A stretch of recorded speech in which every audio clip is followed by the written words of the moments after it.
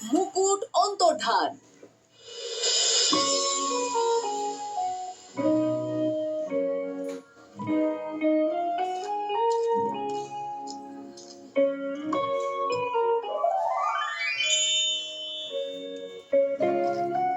Thank you Jadu দাদা, খুব খিদে পেয়েছিল। এতে আর নতুন কি আছে, খিদে তো সব সময়ই পায়। চুপ কর, বাজে কথা বলিস না। দাদা বাবু, আপনার একটা চিঠি এসেছে, এই নিন। কই চিঠিটা দাও দেখি।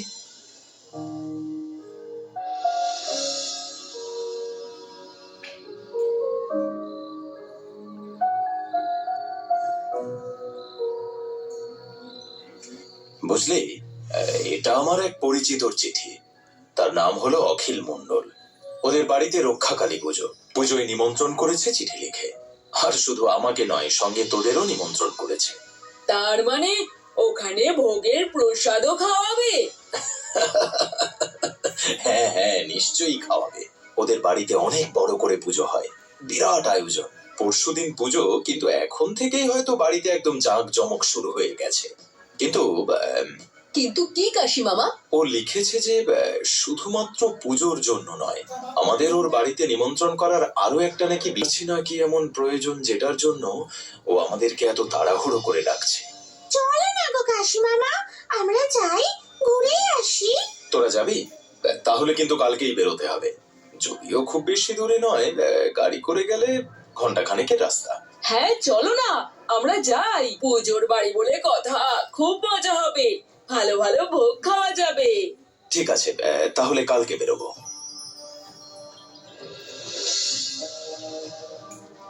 রাস্তায় খাবার জন্য আমি অনেকগুলো বিস্কুট নিয়ে নিয়েছি। তুই জামা কাপড় নিয়েছিস তো, নাকি শুধু খাবার জিনিসই ব্যাগ ভর্তি করেছিস? না না, বেশি খাবার নেব কেন, ওখানে কিও তো খেতে হবে। চল চল, দেরি হয়ে যাচ্ছে, গাড়িতে উঠে পড়।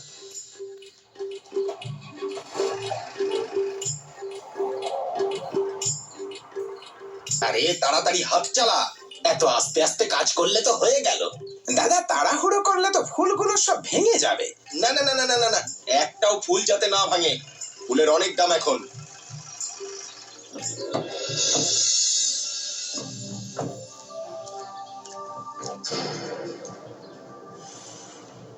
আরে কাশীনাথ কাকু, এসো এসো এসো, কেমন আছো বলো?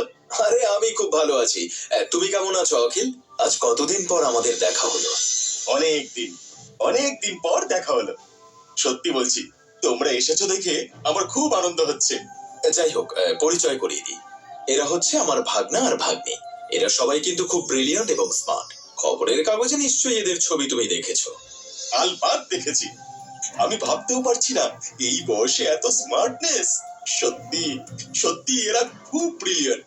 যাই হোক, তোমরা ভেতরে চলো, বাবা তোমাদের সবার অপেক্ষা করছেন।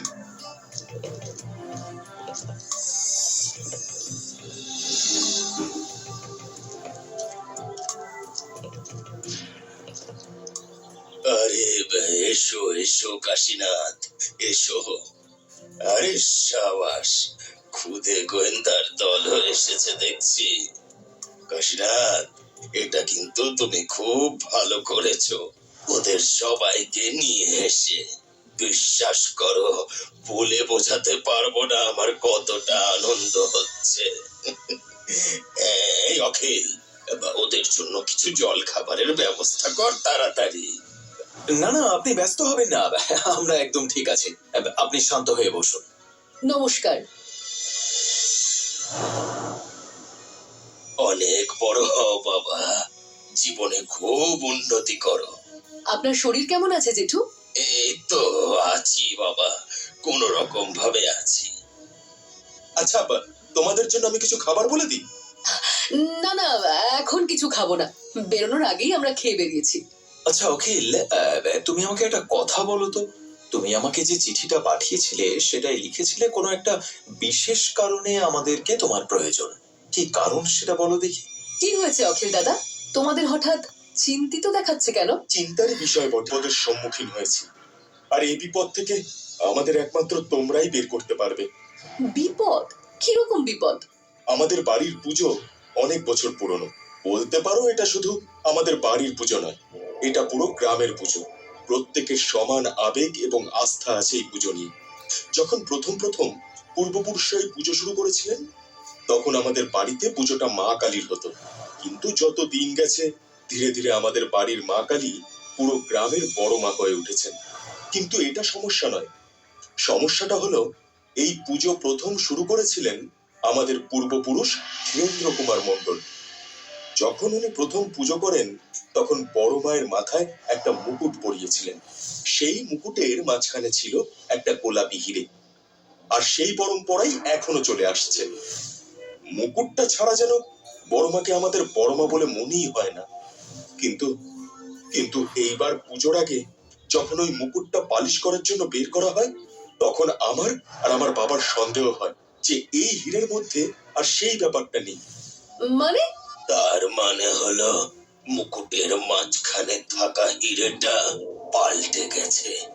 ওটা আসল হিরে নয়। তার মানে আপনি বলতে চাইছেন যে মুকুটের মধ্যে থাকা আসল হিরেটা চুরি গেছে? একদমই তাই। আমি ছোটবেলা থেকে ওই মুকুটটা নিয়ে এত ঘাটাঘাটি করেছি যে আমি ওটাকে খুব ভালো করে চিনি। আসল হীরের একটা আলাদা চমক ছিল, কিন্তু এটা একদমই ফিকে। মুকুটটাকে কোথায় রাখা হতো? বাবার ঘরে। এই তো এই আলমারিটাতেই।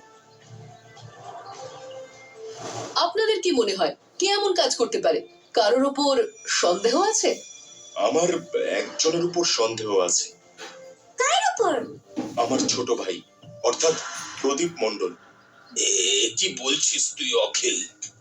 প্রদীপ কেন এই কাজ করতে যাবে? বাবা, সেটার যথেষ্ট কারণ আছে। ও সিনেমার পরিচালক হিসেবে কাজ করে, কিন্তু ও যতগুলো সিনেমায় কাজ করেছে সেগুলো কোনোটাই চলার মতো নয়। প্রচুর ধার দেনায় ডুবে গেছে প্রদীপ। তারপরও গত সপ্তাহে ওই বাড়িতে একটা শুটিং করতে এসেছিল। সব কলকাতার লোকজনদের নিয়ে বেশ কয়েকদিন শুটিংও করে। তারপরও কলকাতায় ফিরে যায়। শুনেছি নাকি সেখানে সে নতুন একটা 4 চাকা গাড়ি কিনেছে। আচ্ছা বলো তো বাবা, যার 2 পয়সা ইনকাম নেই, সে হঠাৎ করে গাড়ি কিনলো কি করে? বিষয়টা সন্দেহজনক নয় কি? আচ্ছা, প্রদীপ বাবুর কোনো ফোন নাম্বার আছে যেটায় যোগাযোগ করা যাবে? ফোন নম্বর আছে, কিন্তু ও ফোন ধরে না। না না, আমি বলছি। বাড়ির পুজো তো, তাই এই বাড়ির নিয়ম, পুজোর সময় যে যেখানেই থাকুক না কেন, বাড়ি সে ফিরবেই। প্রদীপের সাথে পুজোতেই দেখা হয়ে যাবে। ঠিক আছে, আমরা বিষয়টা দেখছি। দেখি কতটা কি করতে পারি। এখন একটু বিশ্রাম নেব। হ্যাঁ হ্যাঁ, চলো উপরের ঘরে তোমাদের জন্য সমস্ত ব্যবস্থা করা আছে। ঠিক আছে, এখন চলি।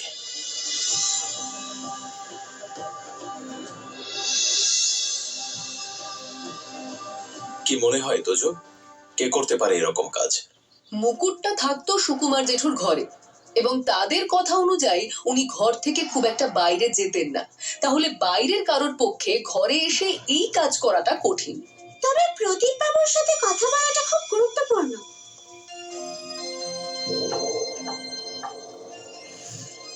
ভেতরে আসতে পারি? হ্যাঁ হ্যাঁ, আসুন। নমস্কার, আমার নাম প্রদীপ, প্রদীপ মণ্ডল। এই বাড়ির ছোট ছেলে। বাবা বললেন যে আপনারা আমার খোঁজ করছিলেন, তাই আমি নিজেই চলে এলাম। আচ্ছা প্রদীপ, শুনলাম তুমি একটা নতুন ছবি নিয়ে কাজ করছো। হ্যাঁ, সে অনেকটা এগিয়েছে। শুটিং শুরু হয়ে গেছে, আর মাসখানেক পর হয়তো শুটিং শেষ করতে পারবো।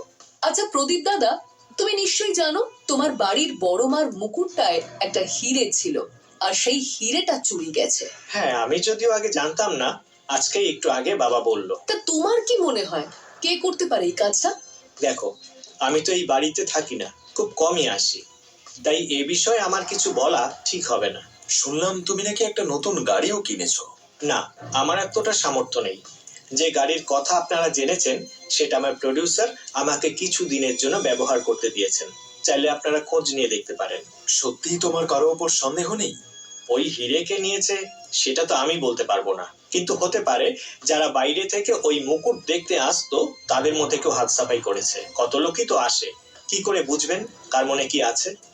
মুকুট দেখতে বাইরে থেকে লোক আসতো? হ্যাঁ, অনেক লোকই তো আসতো। রীতিমতো ভিড় করে বড় মায়ের মুকুট দেখতে বাবার ঘরে যেত। আচ্ছা, আপনি জানেন কি এর মধ্যে কেউ বাড়িতে এসেছিল কিনা? আমার কিছুদিন আগেই এখানে শুটিং ছিল, আর তখন একজনকে দেখেছিলাম যিনি এই মুকুট দেখতে এসেছিলেন। তার নাম রাকেশ জয়সওয়াল। ভদ্রলোককে দেখেই বোঝা যায় খুবই বড় লোক। তিনি বাবাকে অনেক টাকা অফার করেছিলেন এই মুকুটের বদলে, কিন্তু বাবা না করে দিয়েছিলেন। রাকেশ জয়সওয়াল। ঠিক আছে, তুমি এখন যাও। যদি প্রয়োজন পড়ে তাহলে আবার দেখা হবে। নিশ্চয়ই। তোজো, চল, আমাদের একটু বেরোতে হবে। তোমরা কোথায় যাচ্ছ গো? আমাদের কিছু কাজ আছে, এসে বলবো। ততক্ষণ তোরা একটু বাড়ির লোকজনের উপর নজর রাখ। আমরা এখন চলি।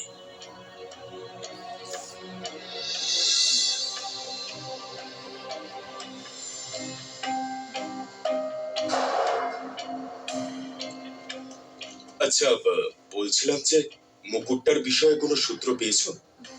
সামনে তো মায়ের পুজো। যদি আসল মুকুট মায়ের মাথায় না ওঠে তাহলে লোকেদের মধ্যে কথা বলা বলি হবে। বড় মা এবং তার মুকুট নিয়ে এখানকার লোকজনদের মধ্যে একটা আলাদাই আবেগ কাজ করে। তাই যে করেই হোক পুজোর সময় ওই মুকুট মায়ের মাথায় পড়াতেই হবে। হ্যাঁ, বেশ কিছু সূত্র পেয়েছি, তবে এখনো হিরেটা কোথায় বা কে নিয়েছে সেটা বলা খুব মুশকিল। দেখা যাক কি করতে পারি। আজ আপাতত একটু তাড়াতাড়ি ঘুমোতে হবে। কাল সকালে উঠে আমি আর তোজো একটু বেরোবো। পুজোর বাড়ি ছেড়ে আবার কোথায় যাবে? তাড়াতাড়ি চলে আসবো, চিন্তা করো না। So many dental problems.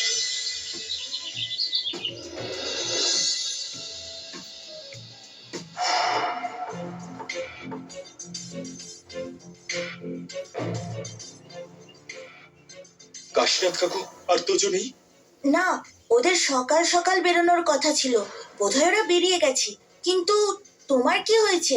তোমাকে এত চিন্তিত দেখাচ্ছে কেন? কালকে রাতে বাড়িতে চোর এসেছিল, বাবার ঘরে চুরি হয়েছে। কিন্তু আমরা তো কিছু টের পাইনি, কোনো আওয়াজও শুনতে পাইনি। উনি ঠিক আছেন তো? হ্যাঁ হ্যাঁ, বাবা ঠিক আছেন, তবে ওনার ঘরের একদম লন্ডভন্ড অবস্থা। চোর সব তোলপাড় করে দিয়েছে। চলো তো একটু দেখে আসি।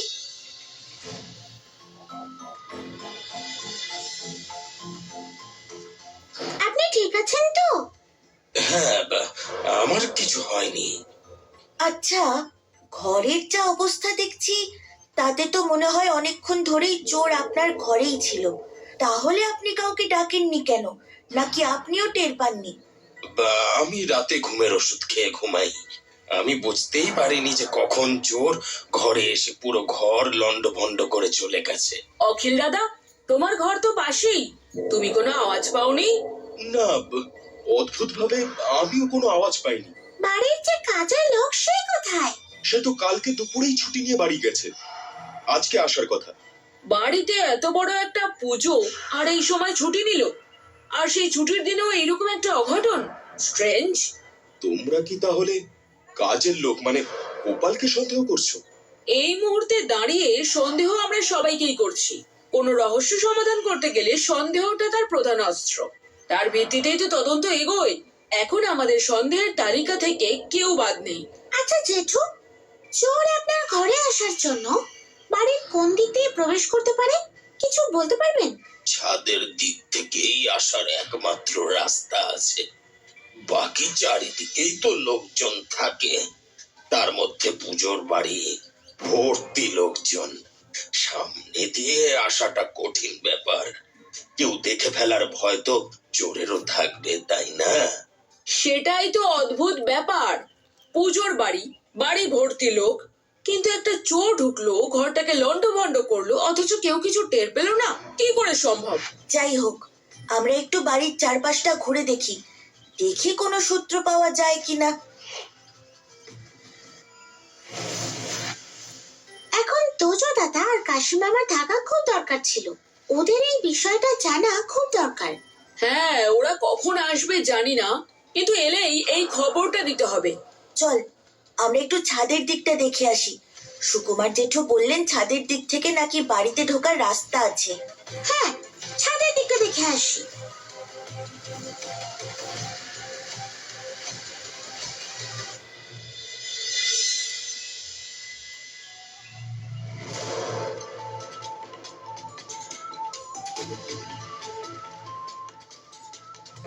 পুকাই, তিন্নি, এইদিকে আয়। এইদিকে দেখ আমি কি পেয়েছি। মনে হয় এটা কালকের সেই চোরের জামার টুকরো। এখান থেকে হয়তো পালাতে গিয়ে গাছে আটকে জামাটা ছিঁড়ে গেছে। হ্যাঁ, আমারও তাই মনে হয়। এটাকে সঙ্গে নিয়ে নি, তোজো আর কাশিমামা এলে এটা দেখাবো। কিন্তু আমি বুঝতেই পারছি না, হিরেটা তো অলরেডি বাড়ি থেকে চুরি হয়ে গেছে, তারপরে এই ভরা পুজোর বাড়িতে কেউ কেন চুরি করতে আসবে? সাধারণত কোনো চোর চুরি করার আগে যেখানে সে চুরি করবে সেই জায়গাটার ব্যাপারে ভালো করে রিসার্চ করে, আর সেই রিসার্চ অনুযায়ী পুরো চুরির প্ল্যানিংটা সাজায়। এই ক্ষেত্রেও এটা হওয়াটাই স্বাভাবিক। কিন্তু একটা ভরা পুজোর বাড়িতে কোনো চোর চুরি করার কথা ভাববে কেন, যেখানে তার ধরা পড়ার ম্যাক্সিমাম চান্স আছে? এতটা কাঁচা খেলোয়াড় কেন হবে চোর? একদমই তাই, এই জিনিসটা আমিও বুঝতে পারছি না। যাই হোক, এখন নিচে যাই, কাশি মামা আর তোজো দাদার ফিরে আসার অপেক্ষা করি।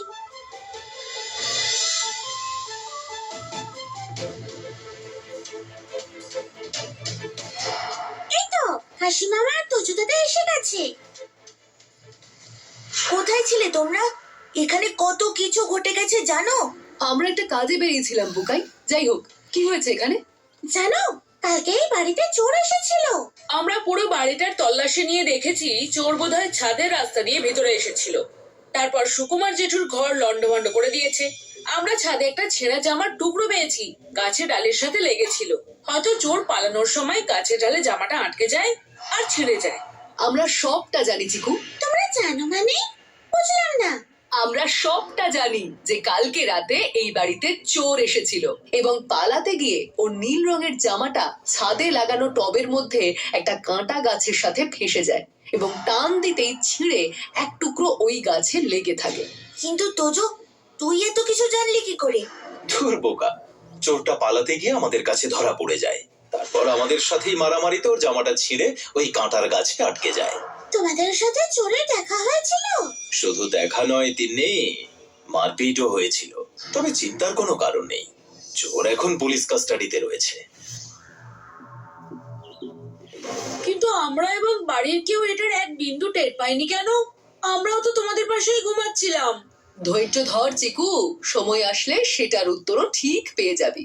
কিন্তু আমি বুঝতে পারছি না যে এই ভরা পুজোর বাড়িতে চোরটা কি চুরি করতে এসেছিল। কেন? ওই যে বড় মার মুকুটে লাগানো হিরেটা। হিরে? সেটা আগেই চুরি হয়ে গেছে। চুরি হয়ে গেছে বটে, কিন্তু চোরের কাছে এখনো পৌঁছয়নি। মানে? মানেটা এখানে নয়, চল সুকুমার বাবুর ঘরে গিয়ে একেবারে সবটা খুলে বলছি।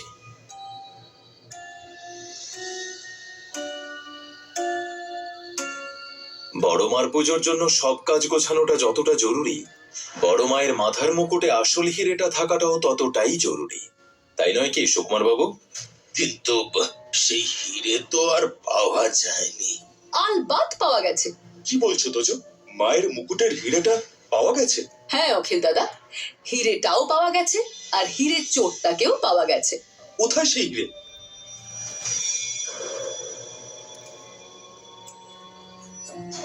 হ্যাঁ, এই তো বড় মায়ের। এটা তোমরা কোথা থেকে পেলে? কালকে আপনার বাড়িতে যে চোরটা চুরি করতে এসেছিল তার কাছ থেকেই পেয়েছি। কিন্তু হিরেটা তো অনেকদিন আগে চুরি হয়ে গিয়েছিল, তাহলে কালকের চোরটার কাছ থেকে কি করে পেলে? না, এই হিরেটা এতদিন আপনার বাড়িতেই ছিল। কালকে আপনাদের বাড়ি থেকে প্রায় চুরি হয়েই গিয়েছিল, কিন্তু তার আগে চোরটাকে আমি আর কাশি মামা ধরে ফেলেছি। কিন্তু হিরেটা যদি আমাদের বাড়িতে থেকেও থাকে, তাহলে সে চোরটা জানলো কি করে? কালকে যে চুরি করতে এসেছিল সে তো সাময়িক একটা ভাড়া করা চোর, আসল মাথা তো অন্য কেউ। যদিও আমরা তাকেও ধরে ফেলেছি আর সে এখন পুলিশের হেফাজতে আছে। কে সেই মাথা? কে পাঠিয়েছিল চোরটাকে? সুকুমার জেঠু চেনেন সেই লোকটাকে? আমি চিনি। হ্যাঁ, আপনি চেনেন। রাকেশ জয়সওয়ালকে মনে পড়ছে? রাকেশ জয়সওয়াল মানে সেই ভদ্রলোক যে বাবাকে এই মুকুটের বদলে অনেক টাকা অফার করেছিলেন? হ্যাঁ, সেই রাকেশ জয়সওয়াল যিনি সুকুমার জেঠুকে এই বড় মার মুকুটের বদলে অনেকগুলো টাকা অফার করেছিলেন। প্রথমে সুকুমার জেঠু তাকে না করে দিলেও পরে সেই টাকার লোভ সামলাতে পারেননি। কি বলছো তুমি এসব? রাকেশ বাবু একটা মোটা টাকার অফার করেন সুকুমার জেঠুকে এই মুকুটের হীরের বদলে। প্রথমে সেই অফার সুকুমার জেঠু রিজেক্ট করে দিলেও পরে সেই লোভ উনি সামলাতে পারেননি, তাই উনি এই হীরে রাকেশ বাবুকে দিতে রাজি হয়ে যান। প্ল্যানিং অনুযায়ী রাকেশ বাবু একজন দক্ষ লোক পাঠান এই বাড়িতে, যে কিনা এখানে এসে মুকুট থেকে হীরেটা খুলে একটা নকল হীরে ফিট করে দেবে। কিন্তু হীরেটা খোলার পর সুকুমার জেঠুর লোভ আরো বেড়ে যায়। উনি এই হীরের বদলে আরো